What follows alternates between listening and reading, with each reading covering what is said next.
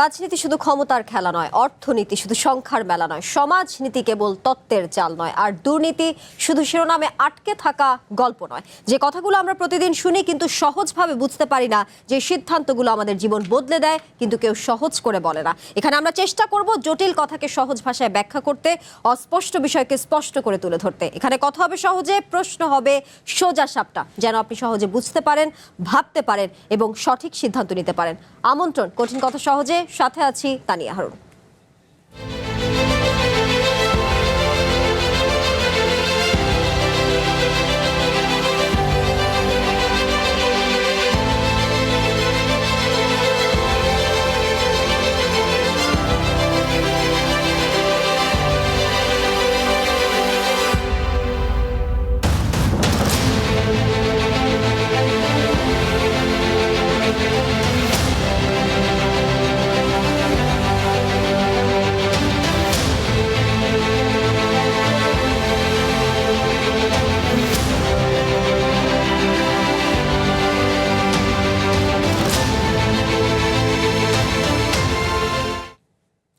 BNP মহাসচিব মির্জা ফখরুল ইসলাম আলমগীর বলেছেন, বিরোধী দলের নেতারা হাসিনার ভাষায় কথা বলতে শুরু করেছেন।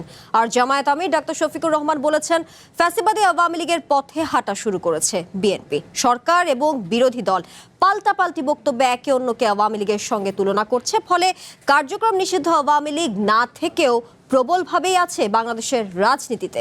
বিগত জাতীয় নির্বাচনে আওয়ামী লীগের ভোট পক্ষে নেবার জন্য দুই দল একে অন্যের বিরুদ্ধে অভিযোগ তুলেছিল। সরকার এবং বিরোধী দলের বিভক্তি কি আওয়ামী লীগের ফেরার পথ করে দিচ্ছে? না থেকেও আওয়ামী লীগ কতটা আছে রাজনীতিতে? অন্যদিকে প্রধানমন্ত্রীর পররাষ্ট্র বিষয়ক উপদেষ্টা হুমায়ুন কবিরের সঙ্গে সৌজন্য সাক্ষাৎ করেছেন ভারতের high commissioner Dinesh Trivedi. 5 August Hasina প্রকাশ্যে বক্তব্য রাখতে পারেন, সোশ্যাল মিডিয়ায় ছড়িয়ে পড়া এই খবরটি তাদের আলোচনায় উঠে আসে। 5 অগস্টকে কেন্দ্র করে আবার সক্রিয় হয়ে উঠবে কি আওয়ামী লীগ? এসব নিয়েই আজকের কঠিন কথা সহজে।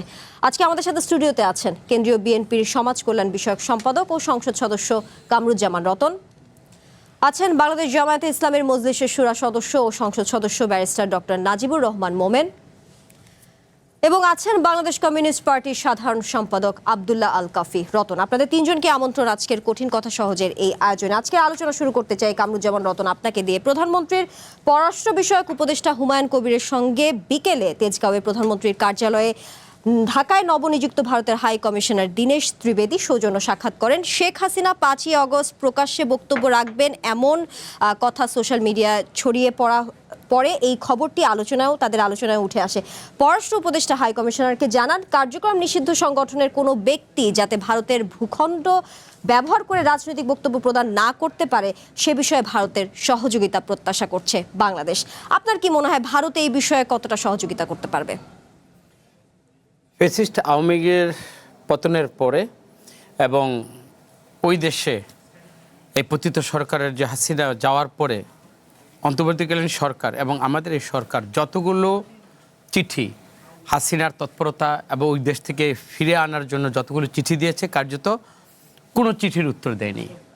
তো তারই ধারাবাহিকতায় আজকে যে 5 তারিখে ফ্যাসিস্ট হাসিনা ওই দেশে বসে কি বক্তব্য দিবে সেটা রুটিন মাফিক আজকে যে দীনেশ ত্রিবেদীকে আজকে আমাদের যে পররাষ্ট্র উপদেষ্টা ডেকেছেন, এটা আমি মনে করি একটা রুটিন মাফিক একটা কলন করা, যে দেখো আমার দেশের রাজনীতিতে তোমাদের ইন্টারফারেন্স এবং যে ব্যক্তিটা এদেশের কুলুষিত এবং এই দেশের আইনে যার সর্বোচ্চ শাস্তি হয়ে আছে, সে তোমার দেশে বসে কিভাবে এত রাজনৈতিক কর্মকাণ্ড চালাতে পারে বা এইরকম একটা এই দেশকে আন্ডারস্ট্যান্ড করার জন্য সে এই ধরনের একটা বাগাড়ম্বর একটা কথা বা এই দেশের মানুষকে ভাবিয়ে তোলার মতো এরকম একটা বেআইনি কথা বা বেআইনি একটা প্রচারণা এই দেশে কিভাবে আমাদের দেশে প্রচারে আসতে পারে।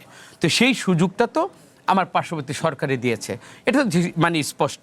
কারণ আমরা যদি একটু ফিরে যাই, বিগত এই 16-17টা বৎসর ভোটারবিহীন এবং মানুষের ভোটের যে একটা ভোট চাওয়াটি আমার অপরাধ ছিল, এই ধরনের একটা রাজনীতি এদেশে কালচার তৈরি করেছিল হাসিনা, এবং যার প্রত্যক্ষ প্রভাব ছিল এই পার্শ্ববর্তী দেশের, এটা তো সবাই আমরা জানি। তো এরপরে পতনের পরে হাসিনাকে এইভাবে তাদের সুরক্ষিত অবস্থায় রাখা এবং বাংলাদেশের রাজনীতিতে 5ই অগাস্টের যে আমাদের একটা শোকাবহ দিন নয় শুধু, সেইখানে আমাদের রক্তের দাগ শুকায় নাই, আমাদের অন্তরাত্মার যে ঘুমড়ে ঘুমড়ে কাদার যে আমাদের যে পারিবারিকভাবে যে ফ্যামিলিগত এগুলোকে মানে আমাদেরকে কাঁদিয়ে ভাবাচ্ছে, আমরা প্রতিনিয়ত আমরা যারা আহত তাদেরকে যেভাবে মানে প্রতিনিয়ত কষ্টের মধ্যে রেখে আজকে সে যে আস্ফালনটা করলো, আমি মনে করি দীনেশ ত্রিবেদীকে ডেকে যেটা করেছে, আমরা যে সজাগ এবং পার্শ্ববর্তী দেশে থেকে আমার দেশকে যে এইভাবে মানে বারবার আমাদের দেশের গণতন্ত্রকে সার্বভৌমকে প্রশ্নবিদ্ধ করার জন্য এবং এইভাবে বাংলাদেশকে রাজনীতিতে তাদের যে একটা একটা মানে আমাদের কি বলবো, তারা তো বন্ধুত্ব নেই, তারা তো একটা প্রভুসুলভ মনোভাবে আমাদের কোনো কথায় কর্ণপাত করে না। আমরা যতগুলো চিঠি দিয়েছি তার কোনো চিঠির তারা সদুত্তর দেওয়াটাও তারা প্রয়োজন মনে করেনি। আমার মনে হয় আজকের এই চিঠির উত্তর তারা দেবেন, এটা ধরে নিয়েছি। ওই দিন আমরা মনে করব যে ভারত সরকার আমাদের সেন্টিমেন্টকে ধারণ করে, যেই দিন দেখবো যে বাংলাদেশে জানে সে একজন দণ্ডিত আসামি, তাকে যেদিনকে অ্যারেস্ট করবে ওই দিনকে মনে করো ভারত সরকার আমাদের কথার মানে একটা তাদের কাছে মানে একটা মানে মিনিমাম একটা তাদের মূল্য আছে। কামরুজ্জামান রতন, বাংলাদেশের ক্ষমতাচ্যুত প্রধানমন্ত্রী শেখ হাসিনাকে ভারতের মাটি ব্যবহার করে রাজনৈতিক কর্মকাণ্ডের অনুমতি দেওয়া হয়নি এমনটা জানিয়েছিল দেশটির ভারত সরকার এমনটা জানিয়েছে, সেটা বলা হচ্ছে। কিন্তু এখন আবার শোনা যাচ্ছে 5ই আগস্ট তিনি বক্তব্য রাখবেন, শেখ হাসিনা বক্তব্য রাখবেন। তাহলে কি যেহেতু কর্মকাণ্ডের কোনো অনুমতি দেওয়া হয় নাই, কিন্তু এখন কি বক্তব্য প্রদানের কোনো বিধিনিষেধ নেই? না, আপনি যদি কর্মকাণ্ড বলেন, কর্মকাণ্ডতে এটা তো একটা কর্মকাণ্ডেরই অংশ। আমি মনে করি আমার কাছে জানা নেই কাফি ভাই আপনার বা মোমিন ভাই আপনার কি এরকম কোনো ভারত সরকার থেকে আমি কখনো শুনি না। আমি কি ভুল তারা বলেছে? আচ্ছা, ওইটা যদি বলে থাকে তাহলে এটাও তো একটা রাজনৈতিক একটা প্রচার বা রাজনৈতিকভাবে তার একটা বার্তা থাকবে, এটা তো তারই অংশ। নিশ্চয়ই ভারত সরকার যেহেতু ওই মুহূর্তে আপনি যারা বলেছেন কমিটমেন্ট করেছে, কমিটমেন্টের সাথে এবং আগামী 5 তারিখে যেটা বলেছে এটা কোনো সত্যতা নেই, বাট ওটা যদি সত্য আমি ধরেই নেই, সুতরাং ভারত সরকারের দায়িত্ব তাদের কমিটমেন্টটা রক্ষা করা। জি, সেই সাথে আরেকটি প্রশ্ন রাখতে চাই কামরুজ্জামান রতন। গত 2 বছর আমরা যখন দেখেছি ভারত এবং বাংলাদেশের যে সম্পর্কের টানাপোড়েন দেখেছি বা নেতিবাচক বা সম্পর্কের আগের মতো যে সম্পর্কটি নেই বা যেটিই বলেন না কেন আপনি, যেটি নিয়ে আসলে আলোচনা আছে, ভারতও এখন চাচ্ছে বাংলাদেশের সাথে ভালো সম্পর্ক, বাংলাদেশও চাচ্ছে ভারতের সম্পর্ক। তাহলে এই বিষয়টি নিয়ে, এই শেখ হাসিনার এই বিষয়টি নিয়ে কেন প্রশ্রয় দিচ্ছে সেটা নিয়ে না, এটা তো ভাবা উচিত আমার পার্শ্ববর্তী এই যে মুরব্বিয়ানা যারা নিজেদেরকে মনে করে, আমাদের কখনোই একটা ভ্রাতৃত্বের সম্মানজনক সম্পর্ক যদি থাকতো বা আমাদের যদি মর্যাদাটা দিত, তারা তো প্রথমেই চিন্তা করা উচিত ছিল যে 16টা বৎসর তাদের দেশে গণতন্ত্রের জন্য তারা শতভাগ, তারা সাধু, তারা মানে সমস্ত স্বচ্ছতা দিয়ে মানুষের ভোটাধিকার দেয়, আর পাশের দেশে ভোট ছাড়া ক্ষমতা থাকবে তাকে অ্যাসিস্ট করে। হ্যাঁ, মানে আপনারা দেখেছেন তো পার্শ্ববর্তী দেশ থেকে কিভাবে বিএনপি ক্ষমতা না আসুক, জামাত ক্ষমতা না আসুক, এইভাবে তারা একটা মানে দৃশ্যপটে এই ধরনের একটা আতঙ্কিত একটা মনোভাব এই জাতির কাছে দিয়ে, বিদেশিদের কাছে দিয়ে ক্ষমতার মস্তক থেকে শুধু নয় ভোটের অধিকার থেকে বাংলাদেশের মানুষকে বঞ্চিত করেছে। আমার মনে হয় ভারত যেটাই করবে তাদেরকে আস্থা বিশ্বাসের জায়গায় এই বাংলাদেশের মানুষকে তাদের আসতে হবে। যদি আসতে না পারে, যদি আস্থা অর্জন করতে না পারে, তো ভারত শুধু কথা বলবে। কয়েকদিন আগেও তো আমরা দেখেছি এই যে শশী থারুর যে কথাটা বলেছে, বাংলাদেশের সাথে 71-এর চেতনায়, মুক্তিযুদ্ধের চেতনায় বাংলাদেশের সাথে আমরা সম্পর্ক রাখতে হবে, মোস্ট ওয়েলকাম। বাট এইটা বললো পরশুদিন, আর আজকে যদি তারা এই মনোভাবের মধ্যে দিয়ে বলতে তারা চায় যে তাদের মাটিতে বসে ফেসিস্ট একটা দণ্ডিত না, মৃত্যুদণ্ডপ্রাপ্ত একটা ব্যক্তিকে ওইখান থেকে সে রাজনৈতিক বক্তব্য দিবে, তার ওখানে মিডিয়া ব্যবহার করবে, তার ওখানে টেকনোলজি ব্যবহার করবে, আর ভারত সরকার চুপ থাকবে।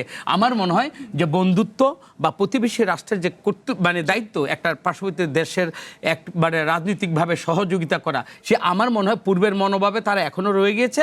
আমার মনে হয় এর থেকে যদি পরিবর্তন হয়, আজকে আমাদের শ্যামা ওবেদ যেটা বলেছে, আমাদের নতুনভাবে ভাবতে হবে যে এই পার্শ্ববর্তী দেশের সাথে আমাদের সম্পর্কটা ভবিষ্যতে কি হবে, এইভাবে এখন আমাদের নতুন ভাবনার চিন্তা আসে।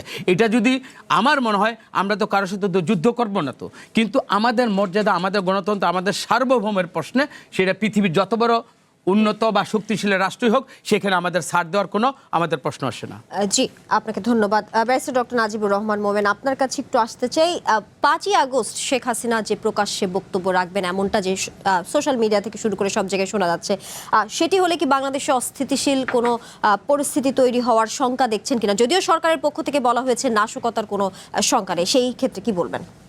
ধন্যবাদ আপনাকে। এখানে আসলে আমি কয়েকটা কথা বলতে চাই। প্রথমে এরা যে হুঙ্কার দিচ্ছে, আওয়ামী লীগ বাই নেচারে ফ্যাসিস্ট পলিটিক্যাল পার্টি, তারা করতে পারে না এমন কিছু নেই। সুতরাং একদিকে আমি এটাকে যেরকম অনেক বড় কিছু মনে করছি না, তারা দেশ থেকে জনগণকে তাদের প্রতিপক্ষ বানিয়ে জনগণের কাছে পরাজিত হয়ে দেশ ছেড়ে পার্শ্ববর্তী দেশ, যেই দেশ তাদেরকে গত 17টি বছর শেল্টার দিয়েছে, সেখানে চলে গিয়েছে। বাংলাদেশে আবার ফিরে আসবে, এটা বাস্তবসম্মত না।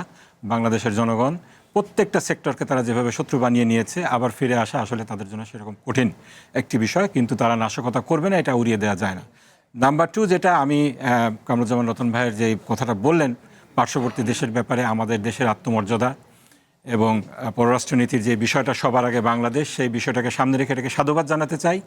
এই যে আমাদের স্ট্যান্ডটা রয়েছে, মোরাল হাই গ্রাউন্ডটা রয়েছে, এটাকে সমুন্নত রাখার জন্য আমি আশা করব আমাদের প্রধানমন্ত্রী, মাননীয় প্রধানমন্ত্রী, যাকে ভারতীয় সরকার প্রধানমন্ত্রী বলে স্বীকৃতিও না দিয়ে একটি চিঠি পাঠিয়েছে আমন্ত্রণ জানিয়ে, এটাকে আমলে না নিয়ে তিনি যাবেন না, এটাই আমি আশা করি। এবং এটার মাধ্যমে আমাদের দেশের আত্মমর্যাদা রক্ষিত হবে, সেটা আশা করি। কিন্তু এখন আমাদের যে জিনিসটা আলোচনা করা আসলে প্রয়োজন, জনগণের যেখানে সমস্যা, আমাদের দেশে যেভাবে বিদ্যুতের লোডশেডিং হচ্ছে, সেই তুলনায় দেখছি যে বিদ্যুৎ বিল 3-4 গুণ বেশি দিতে হচ্ছে।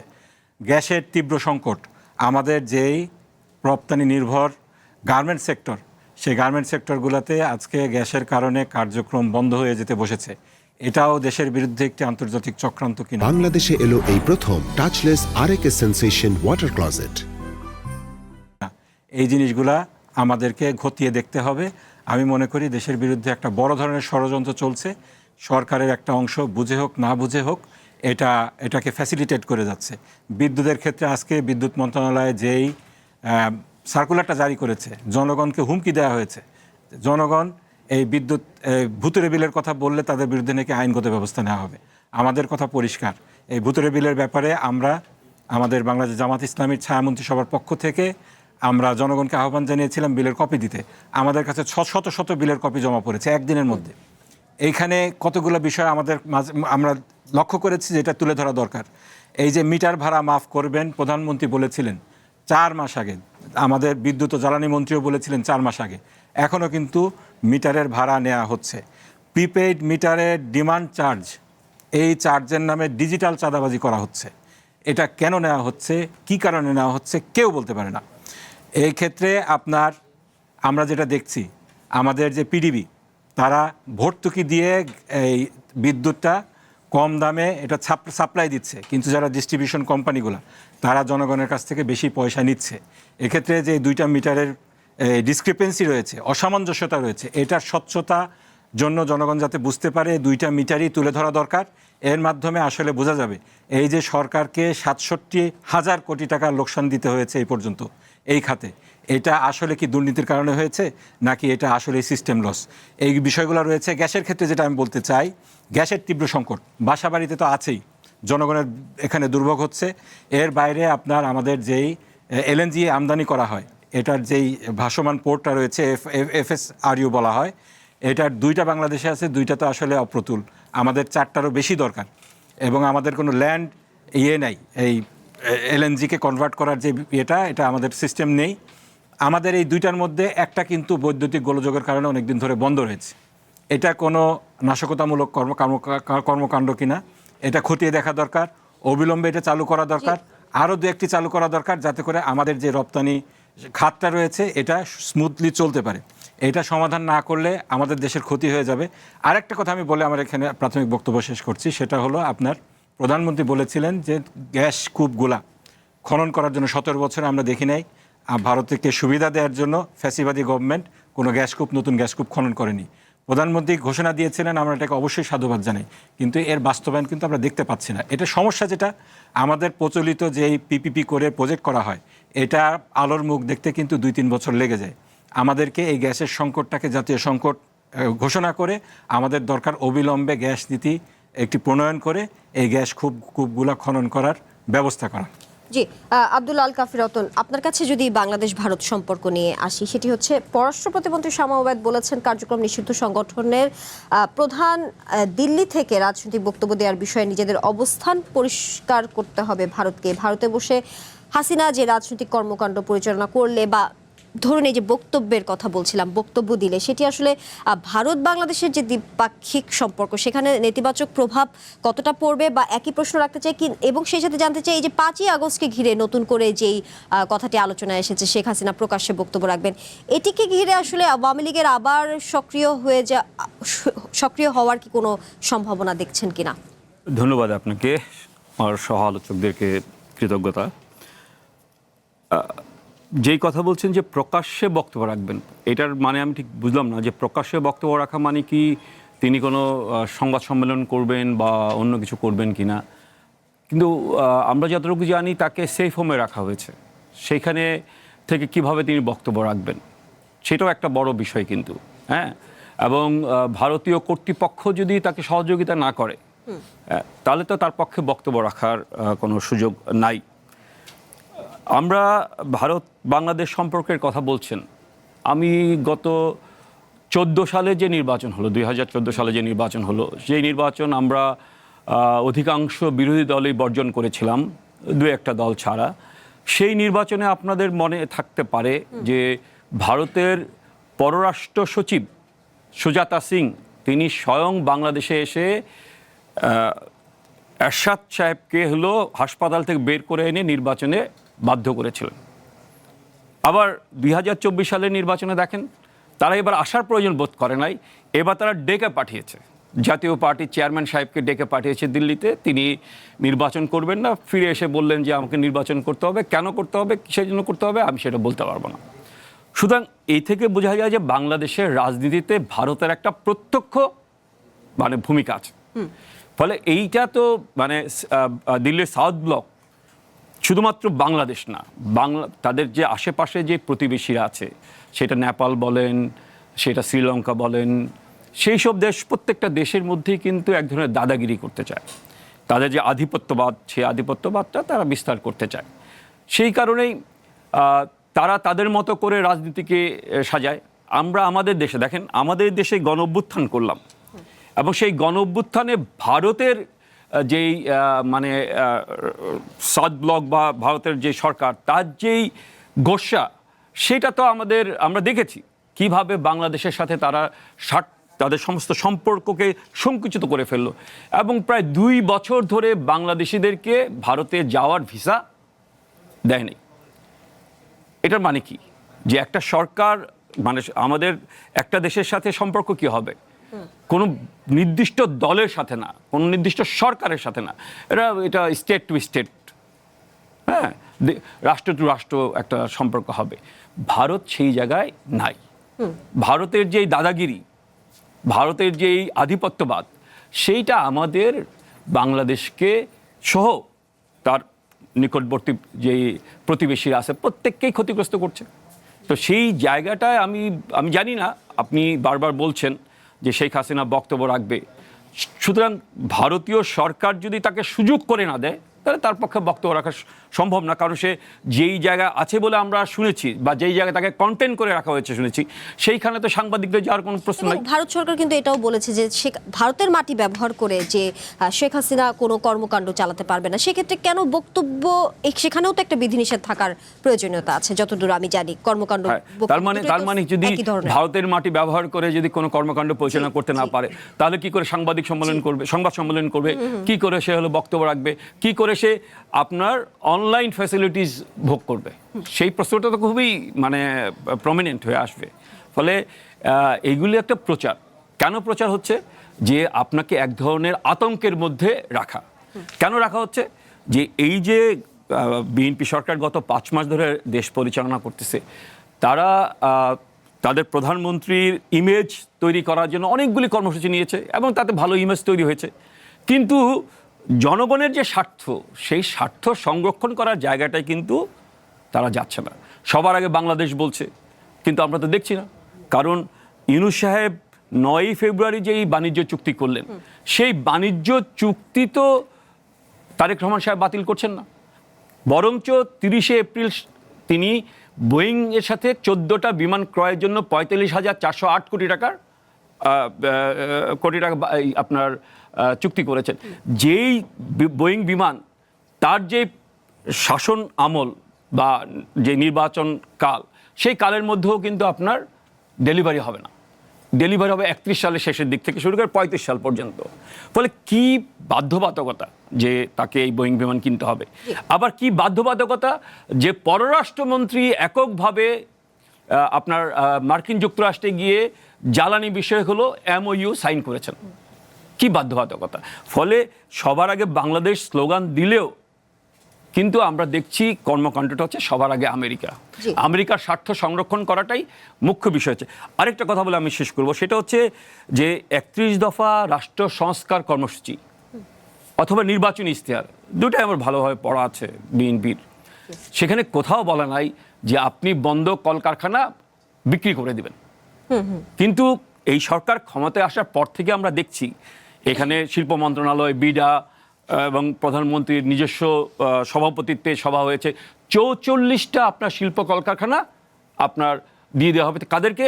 যাদের কাছে ব্যাংক 6 লক্ষ কোটি টাকার আপনার খেলাপি ঋণ পায়, সেই সকল লুটেরা ধনিককে এই 44টা আপনার শিল্প কলকারখানা দিয়ে দেওয়ার সিদ্ধান্ত নেওয়া হয়েছে। জি, কামরুজ্জামান রতন, সরকারি দল এবং বিরোধী দলের যে প্রকাশ্যে বাকযুদ্ধ বা পাল্টাপাল্টি বক্তব্য, এর কারণে কি আসলে আওয়ামী লীগের পুনর্বাসনের কোনো পথ তৈরি হচ্ছে কিনা, সেই বিষয়ে আপনার কাছে আসবো। একটি বিরতি নিয়ে ফিরছি, সময় হলো ছোট্ট একটি বিরতির, সঙ্গেই থাকুন।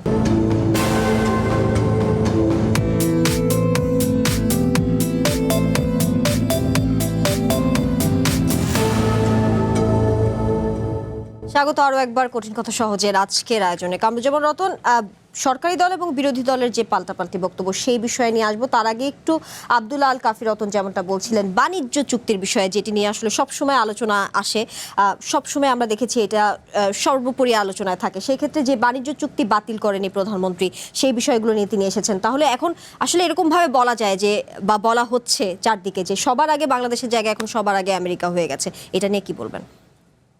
সবার আগে বাংলাদেশ, আর সবার আগে বাংলাদেশকে একটা সমুজ্জ্বল করতে গেলে বা দেশটাকে, আমাদের পরনির্ভরশীলতা তো আছে, এটা তো অস্বীকার করবো কেন।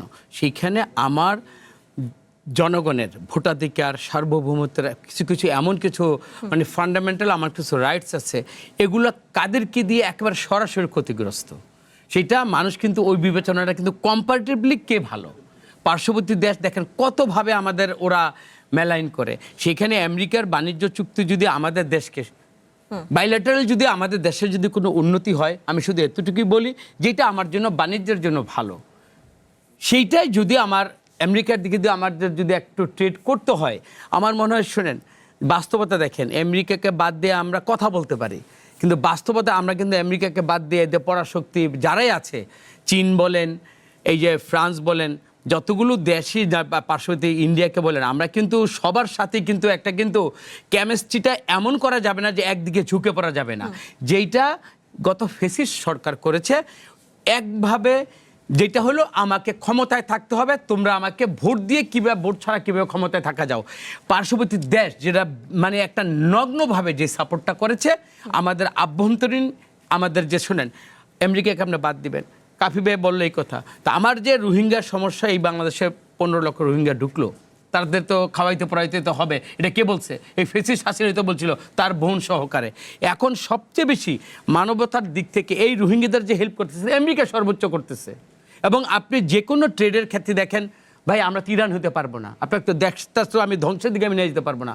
আমার মনে হয় যে আমি যেটা বুঝি একেবারেই কম, আমার দেশটাকে এমনভাবে করতে হবে আমার দেশের উন্নতির জন্য, সেটা আমার সার্বভৌমত্ব, আমার মানচিত্র ঠিক রেখে, আমার গণতন্ত্র ঠিক রেখে, আমার নাগরিক অধিকার যার যেখানে যতটুকু প্রাপ্য, এইটা ঠিক রেখে আমার বিশ্বায়নের যুগে আমি যদি কোনো দেশের সাথে, সেটা আমেরিকা হোক, সেটা ফ্রান্স হোক, এবং আমি তো চায়না হোক, ইভেন দো আমি ইন্ডিয়ার সাথে যদি আমার সমমর্যাদার ভিত্তিতে আমার মর্যাদার অক্ষুণ্ণ রেখে যদি আমাকে এইখানেও ট্রেড করতে হয়, আমি সেটার সাথে করব। কিন্তু এই তার মানে এই না যে সবার আগে আমেরিকা, এই কথার সাথে আমার সবাইকে বাদ দিয়ে আমি শুধু আমেরিকামুখী হয়ে যাব, এইটা বোধহয় এই জিনিসটাকে মিল নেই। আরেকটা কথা আপনি বলেছেন, আপনার শোর নাম হলো মানে কঠিন কথা সহজ উত্তর। সহজ উত্তর তো না, আপনি তো সহজ প্রশ্ন করেন না যে আমি সহজ উত্তর দিব। তবে এতটুকু আপনাকে বলি, আমরা যারা এখানে বসছি, দুই রতন, আমি কিন্তু আব্দুল্লাহ কাফি রতনের প্রশ্ন, কাফি রতন মানে কি জানেন তো, মানে কাফি মানে যথেষ্ট, রত্ন সেই তো যথেষ্ট, এদিক দ্য মুভমেন্ট, আমরা এতগুলো লোক এক থাকতে কথায় তো অত ভিন্নতা নেই, কিন্তু জি। আমরা মনে করি যে আমাদের চিন্তার এবং আদর্শগত আমাদের ফারাক আছে। কিন্তু এই যে আমরা রুমে বসে থাকলাম, এখানে যদি কোনো একটা বিপদ আসে, আমরা কিন্তু তিনজনকে আটকে ধরে কিন্তু বাঁচতে যাবো, সেখানে কিন্তু আপনারা কিন্তু আমরা চিনবো না। তো সুতরাং গণতন্ত্রের প্রশ্নে, সার্বভৌমত্বের প্রশ্নে আমরা মতামতের ক্ষেত্রে আমাদের ভিন্নতা থাকবে, আমাদের আদর্শগত চিন্তা চেতনা দিয়ে। যেমন এই যে মোমেন্ট বে যে কতগুলো আমাদের যে বর্তমান রাষ্ট্রের যে কতগুলো উনি প্রবলেম অ্যাড্রেস করছে, আসলে তো এটার সাথে আমিও একমত। আমরা তো চাবো এই সমস্যাগুলো সংকুলনের জন্য, যেভাবে আমরা ফুয়েল কনজামশনের সময়, যে ফুয়েল ক্রাইসিসের সময় যেরকম আমরা পার্লামেন্টের সবাইকে আমরা একভাবে দেখেছি, আমরা চাবো বাংলাদেশে মাননীয় প্রধানমন্ত্রীর নেতৃত্বে বিরোধী দল যারা আছে সবাই মিলে এই দেশটাকে আগে বাঁচাও। সবার আগে বাংলাদেশ, এই কারণে বলেছে, মানে সবার আগে বাংলাদেশ মানে কি, সবার আগে বাংলাদেশ, বাংলাদেশ তো সবার, বলে নাই যে বাংলাদেশ মানে আমি, বাংলাদেশ মানে আমি, এটা তো তারেক রহমান বলে নাই। সুতরাং আমরা এখানে যারা বসছি এই চিন্তার মানুষগুলি সবাই বাংলাদেশ মাইনাস ফ্যাসিস্ট।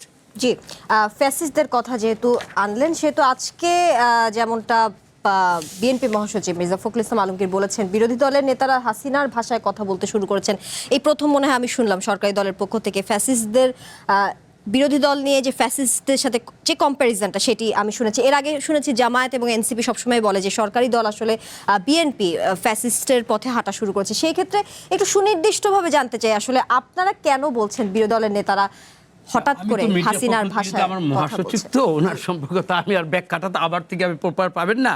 তবে দেখেন, আমরা কি জানি, মীর জাফর আলী খাই, এটা কি মীর জাফর মানে হলো একটা মানে অপমানসূচক ব্যঙ্গাত্মক একটা গালি। তো এতটুকু আমরা সব মানে আগে একমত হয়েছি যে হাসিনা মানে বা আওয়ামী লীগ মানে হলো ফ্যাসিস্ট।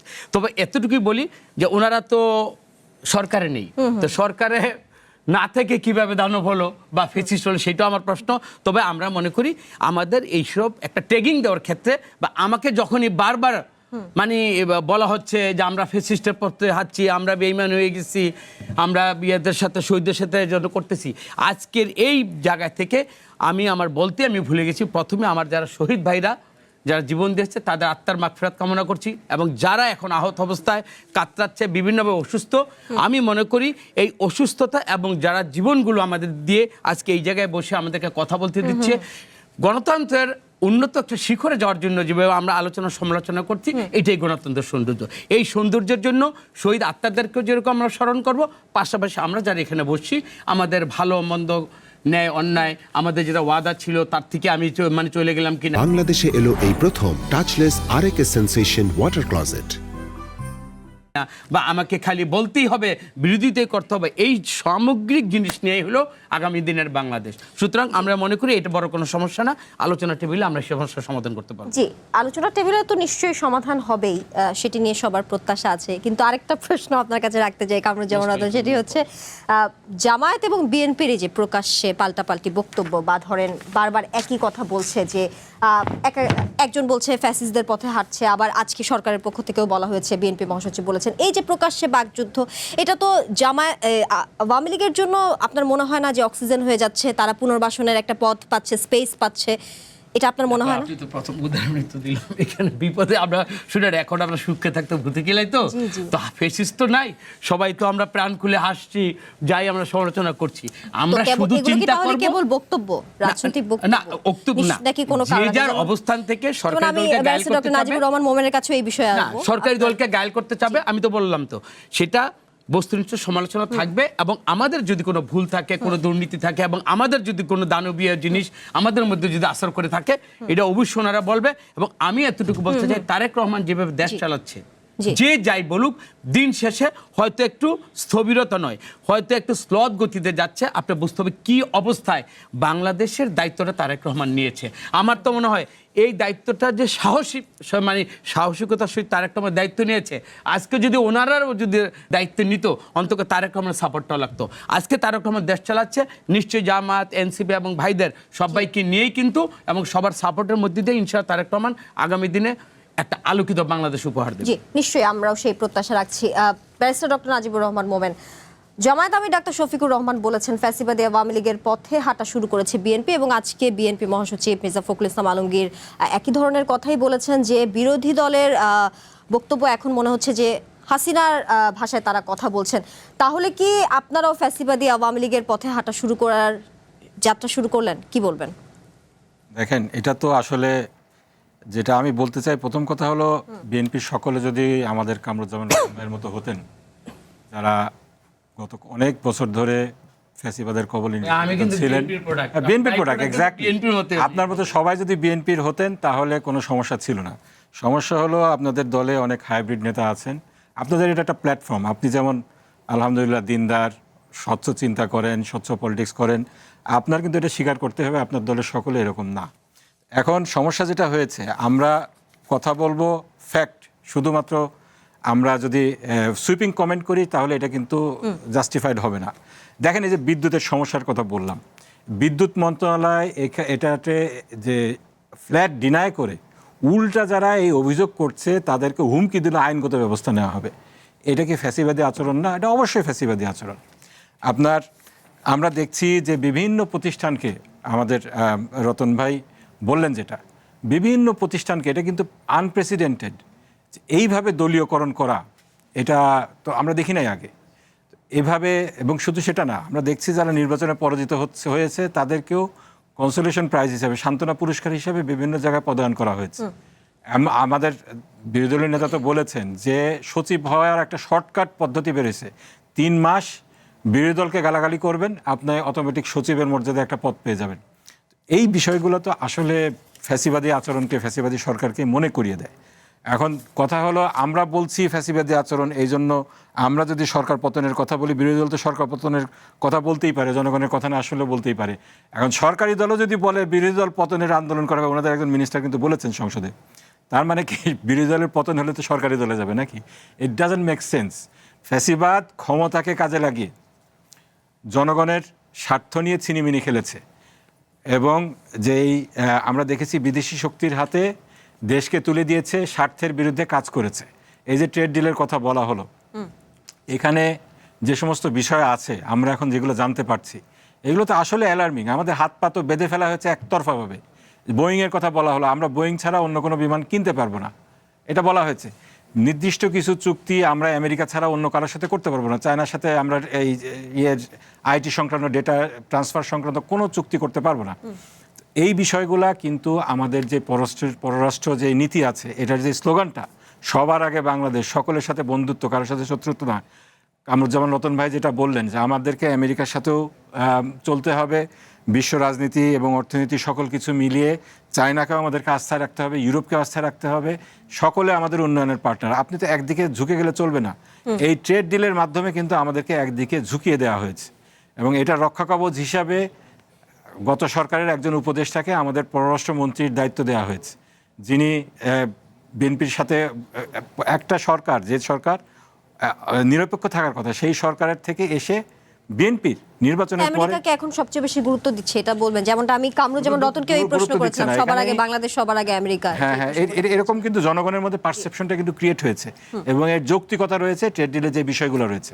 তো এটার কারণে বলছি আমরা যে আমাদেরকে কিন্তু ভুলে গেলে চলবে না 17 বছরে কিভাবে জনগণকে নিষ্পেষিত করা হয়েছে, জনগণের অধিকারকে কেড়ে নেওয়া হয়েছে, এবং এই সকল কিছুই কিন্তু ফ্যাসিবাদী আচরণ। এইগুলা যদি আবার পুনরাবৃত্তি হয় তাহলে তো আমাদেরকে বলতেই হবে। এটার মানে এটা না যে আমরা অন্য কিছু ভাবছি। আমাদেরকে তো বিএনপিকে এই দেশ যাতে করে আবার ফ্যাসিবাদের কবলে না পড়ে সেই ব্যাপারে তো তাদেরকে স্মরণ করিয়ে দিতে হবে। ফ্যাসিবাদের পরিণাম কীরকম হয়েছিল সেটা স্মরণ করে দিতে হবে। এটা বিএনপির ভালোর জন্য, আমাদের দেশের ভালোর জন্য। আমি মনে করি না ফ্যাসিবাদ আবার সেভাবে ফিরে আসতে পারবে, কিন্তু যদি আমরা সম্মিলিতভাবে আমাদের যে জুলাই পরবর্তী যে কমিটমেন্টটা, বৈষম্যহীন একটি সমাজ গড়ে তোলা, দেশকে সেভাবে গণতন্ত্রকে একটা প্রাতিষ্ঠানিক রূপ দেয়, এই সমস্ত কাজ করতে ব্যর্থ হই, জুলাই সনদের আলোকে যেটা গণভোট হয়েছে এটা রায়কে বাস্তবায়ন করতে না পারি, তাহলে মানুষ তো বলতেই পারে যে আগে ভালো ছিলাম। এটা তো আসলে ভালো লক্ষণ না। এই ফ্যাসিবাদের পথে হাঁটলে এই জন্য আমাদের সকল কোয়ার্টার থেকে বিএনপিকে স্মরণ করিয়ে দেওয়া উচিত ফ্যাসিবাদের কি পরিণাম হয়েছিল। এর থেকে বিএনপি শিক্ষা নিলে, শুভবুদ্ধির উদয় হলে দেশের ভালো, আমাদের সকলের জন্য ভালো। জি, ব্যারিস্টার ডক্টর নাজিবুর রহমান মোমেন, আপনি অতিরিক্ত বিদ্যুৎ বিলের অভিযোগ নিয়ে কথা বলছিলেন, সেটি নিয়ে ministry of power, energy and mineral resources বাংলাদেশের ভেরিফাইড ফেসবুক পেজে যেই পোস্টটি দেওয়া হয়েছে সম্প্রতি, অতিরিক্ত 3 আগস্টের কথা বলছি, আজকের কথা, অর্থাৎ আজকে যেই পোস্টটি দেওয়া হয়েছে, সম্প্রতি অতিরিক্ত বিদ্যুৎ বিল নিয়ে কিছু ব্যক্তি বা গোষ্ঠী কর্তৃক অপপ্রচার চালানো হচ্ছে, বিদ্যুৎ বিভাগের তীব্র প্রতিবাদ জানাচ্ছি। ইতোমধ্যে অতিরিক্ত বিদ্যুৎ বিল সংক্রান্ত যে সকল অভিযোগ পাওয়া গিয়েছে তা বিদ্যুৎ বিভাগ ও বিতরণ যেই সংস্থাসমূহ আছে কর্তৃক সমাধান করা হয়েছে।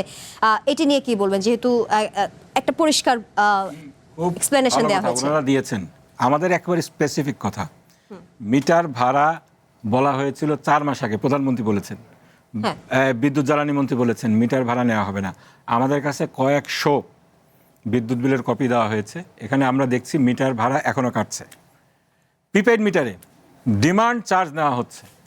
What is demand charge? আপনি প্রথমে যদি যখন নিচ্ছেন তখন ডিমান্ড দিয়েছেন, আচ্ছা বুঝলাম, 1 মাসে আপনি নিলেন, প্রতি মাসে কিসের ডিমান্ড চার্জ? ডিজিটাল চাঁদাবাজি। এটার সমাধানের ব্যাপারে তো কিছু বলে নাই, এগুলোর ব্যাপারে তো কথা উঠেছে। স্পেসিফিক কথা না বলে বিদ্যুৎ বিভাগ একেবারে সুইপিং কমেন্ট করেছেন, ওনারা সকল সমস্যার সমাধান করেছেন। এরপরে দেখেন শুভাঙ্করের ফাঁকি কিভাবে দেয় এবং চাঁদাবাজি কিভাবে হয়। আপনার জুন মাসে সিস্টেম লস কম দেখানোর জন্য অনুমান ভিত্তিক কম বিদ্যুৎ বিল করা হয়। এরপরে এটাকে অ্যাডজাস্ট করার জন্য দেখা যায় যে জুলাই আগস্ট মাসগুলোতে আপনার যখন অ্যাকচুয়াল করা হয়, বিল করা হয়, তখন এই মিটার দেখে অনেক বেশি বেড়ে যায় বিল। এটা কি জন্য জনগণের উপরে অতিরিক্ত এটাকে বোঝা চাপিয়ে দেওয়া হচ্ছে না? এরকম আমরা একেবারে স্পেসিফিক করে, এবং আমরা যেটা বলেছি, আপনার বিদ্যুৎ যারা নিয়ন্ত্রণ করেন, আপনার সেই পিডিবি কিন্তু বিদ্যুৎ খাতে ভর্তুকি দিচ্ছে। এখনো পর্যন্ত অ্যাকুমুলেটেড যেটা এসেছে সেটা হলো 67,000 কোটি টাকা তারা ভর্তুকি দিয়েছে। সেক্ষেত্রে আমরা দেখছি যে এটা একটা আপনার হিসাব, অ্যাকাউন্টিং, ঠিক আছে, কত টাকা তারা এই মিটার প্রতি কত ইউনিট প্রতি কত টাকা ভর্তুকি দিচ্ছে, ইউনিট প্রতি কত টাকা খরচ হচ্ছে, ইউনিট প্রতি কত টাকা তারা মোট বিল হচ্ছে আর কি। এটা আবার যখন ডিস্ট্রিবিউশন ইউনিট যখন চলে যাচ্ছে, তারা আবার জনগণের থেকে অতিরিক্ত আদায় করছে। এটা স্বচ্ছতার স্বার্থে 2টা মিটার, অর্থাৎ কোনো অপপ্রচার চলছে না। অপপ্রচার তো হচ্ছে না। আমাদের কাছে শত শত বিলের কপি, এগুলো তো অপপ্রচার না, এগুলো ছবি তুলে জনগণ পাঠিয়েছে, এবং সোশ্যাল মিডিয়ায় জনগণ যেগুলো পোস্ট করছে এগুলো একেবারে ছবি তুলে পাঠাচ্ছে। সবগুলোতে দেখা যাচ্ছে যে 3 গুণ বেড়েছে, বিদ্যুৎ বিল বেড়েছে, লোডশেডিং বেড়েছে, একই সাথে বিদ্যুৎ বিল বেড়েছে। এটা তো মেক সেন্স করে না। এটা থেকে আমাদের কথা পরিষ্কার কথা, এটা আপনারা যদি অ্যাড্রেস করতে চান, সরকারের উচিত এরকম হুমকি ধামকি না দিয়ে ফ্যাসিবাদী কায়দায় তাদের যেটা উচিত গণশুনানির ব্যবস্থা করা। এটা তারা কেন করছে না? জি, এটার উত্তর নিশ্চয়ই কামরুজ্জামান রতন আপনি দেবেন। আপনার কাছে আসবো, তার আগে আব্দুল্লাহ আল কাফি রতন, আপনার কাছে পূর্ববর্তী যেই প্রসঙ্গ, সরকারি দল এবং বিরোধী দলের যে পাল্টাপাল্টি বক্তব্য, একে অন্যকে আওয়ামী লীগের সঙ্গে তুলনা করা, সেই সঙ্গে কার্যক্রম নিষিদ্ধ আওয়ামী লীগ আসলে সরাসরি উপস্থিত না থেকেও তাদের প্রবলভাবে উপস্থিতি আছে আমরা দেখতে পাচ্ছি বাংলাদেশের রাজনীতিতে। সেক্ষেত্রে সরকার এবং বিরোধী দলই কি আওয়ামী লীগকে পুনর্বাসনের পথ করে দিচ্ছে কিনা? আপনি কি মনে করেন জামাত এবং বিএনপি সরকারি এবং বিরোধী দল, তারা 17 বছর একসঙ্গে রাজনীতি করছে? শফিক সাহেব 18 সালের নির্বাচনে ধানের শীষ নিয়ে হলো মিরপুরে নির্বাচন করেছেন। এখন আপনার যখন 5ই আগস্টের পরে জামাত ইসলাম অন্তর্বর্তীকালীন সরকারের সহযোগিতায় আপনার সরকারি প্রশাসন, শিক্ষা প্রশাসন, স্বাস্থ্য প্রশাসনকে দখল করে নিয়েছিল, এবং তারা এক ধরনের আস্ফালন দেখাচ্ছিল যে তারা ক্ষমতায় যাবে, তখন বিএনপি নড়ে চড়ে বসছে। এবং দেখেন বিএনপির পুরা আক্রমণের জায়গা কোথায় চলে গেছিল? যেই কথাগুলি আগে আমরা বলতাম, মুক্তিযুদ্ধের কথা বলতাম, মুক্তিযুদ্ধের শক্তি বলতাম, বিএনপির পুরা নির্বাচনী ক্যাম্পেইনটা জামাত ইসলামের বিরুদ্ধে গেছে। এবং এই যে দুজনেই তো এমপি, ওনারা এই সংসদেই তো একটা আইন পাশ হয়েছে যে আপনার মুক্তিযুদ্ধ, জাতীয় মুক্তিযোদ্ধা কাউন্সিল আইন, সেখানে তো স্পষ্ট বলা আছে যে 71 সালে মুক্তিযুদ্ধ কাদের বিরুদ্ধে হয়েছিল। 71 সালে মুক্তিযুদ্ধ হয়েছিল আপনার পাকিস্তানি সেনাবাহিনী, আল বদর, আল শামস, রাজাকার, তথাকথিত মুসলিম লীগ, জামাত ইসলাম, নেজাম ইসলামের বিরুদ্ধে। হ্যাঁ, তাদের বিরুদ্ধে তো এই মুক্তিযুদ্ধটা সংগঠিত হয়েছিল, এবং 1971 সালের 26শে মার্চ থেকে হলো 16 ডিসেম্বর পর্যন্ত। বাংলাদেশে এলো এই প্রথম টাচলেস আরএকে সেন্সেশন ওয়াটার ক্লোজেট। এবং এই কথাগুলি কিন্তু তারেক রহমান সাহেব তার মঞ্চ থেকে বারবার করে বলেছেন, এবং মুক্তিযুদ্ধের শক্তিকে ক্ষমতায় আনার জন্য বলেছেন, যেটা কিন্তু আগে আমরা বিএনপির কাছ থেকে দেখি নাই। কিন্তু এই নির্বাচনটা বাংলাদেশের মানুষ কিন্তু মুক্তিযুদ্ধের যে শক্তি, মুক্তিযুদ্ধের পক্ষের যে শক্তি, সেই শক্তিকে ভোট দিয়েছে এবং যেই কারণে 2/3 সংখ্যাগরিষ্ঠতা নিয়ে বিএনপি ক্ষমতায় এসেছে।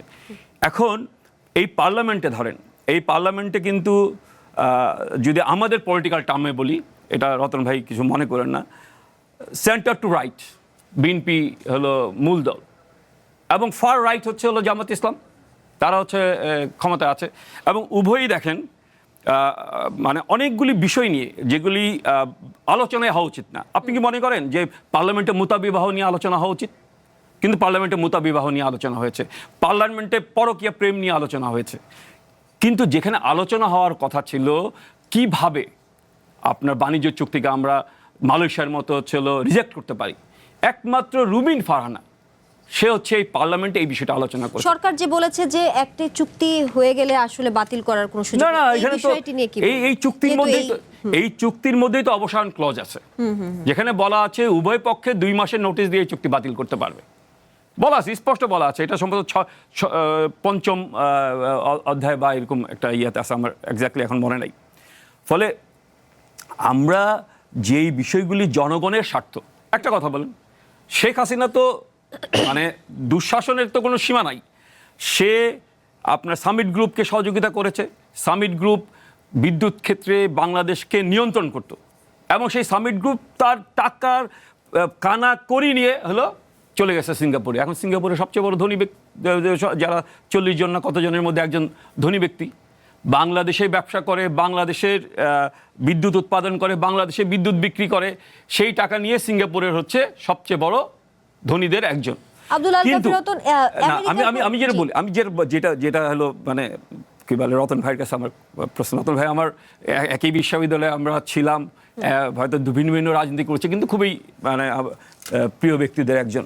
সেটা হচ্ছে রতন ভাই, এইটা আপনি বলেন আমাকে, এই যে কুইক রেন্টাল কুইক রেন্টাল, যারা কোনো ধরনের বিদ্যুৎ সরবরাহ না করেই ক্যাপাসিটি চার্জ হিসাবে মানে এটা আমি গত বছর আগের বছর 1 লক্ষ কোটি টাকা হচ্ছে হলো তারা হলো সরকারের কাছ থেকে নিয়েছে, যেইটা আমাদের গ্রাহকদের উপরে বিদ্যুতের মানে চার্জ হিসাবে মানে দিয়ে দেওয়া হচ্ছে। ফলে ক্রমান্বয়ে বিদ্যুতের দাম বাড়ছে।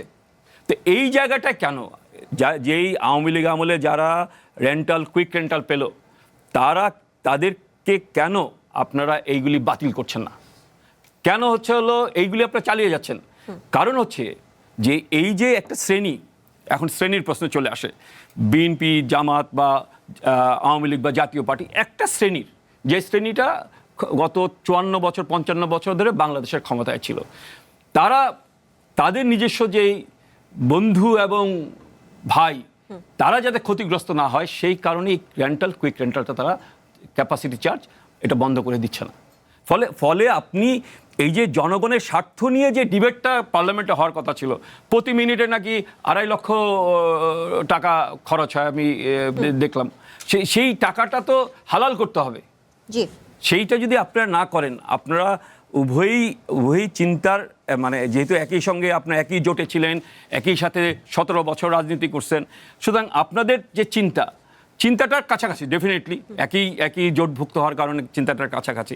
কিন্তু আজকে যেই মানে ক্ষমতা, এখন হয়তো আপনার বিরোধী দল সরকারি দল ক্ষমতা ইস্যুটাকে আপনার বজায় রাখার জন্য হয়তো সুডো বিতর্ক করছেন যে এ ওকে হলো দোষারোপ করছেন, ও ওকে দোষারোপ করছেন। অ্যাকচুয়ালি জনগণের স্বার্থের পক্ষে অবস্থান গ্রহণ করাটা দরকার ছিল, যেটা এখন পর্যন্ত গত 5 মাসও আমরা সেটা দেখছি না। বেশ কিছু প্রশ্ন নিয়ে কামরুজ্জামান রতন আপনার কাছে আসবো, নিশ্চয়ই আপনি সেগুলোর উত্তর দেবেন। একটি বিরতি নিয়ে ফিরছে, সময় হলো ছোট্ট একটি বিরতির, সঙ্গে থাকুন।